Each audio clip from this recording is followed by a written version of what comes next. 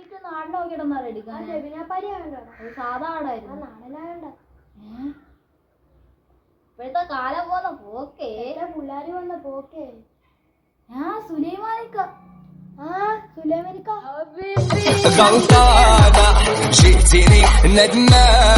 വർത്താനം പറഞ്ഞു. ഞാൻ അങ്ങോട്ട് പോകും, എനിക്ക് വീട്ടിൽ മീൻ വാങ്ങാം.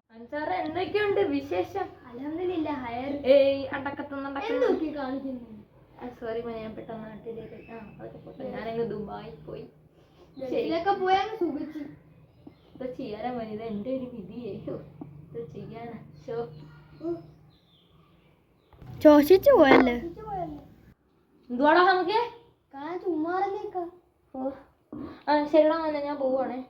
എവിടെ പോയിക്കാ? കറങ്ങാൻ പോന്നു മോനെ. അതിനേക്കാകെ പെണ്ണില്ലല്ലേ?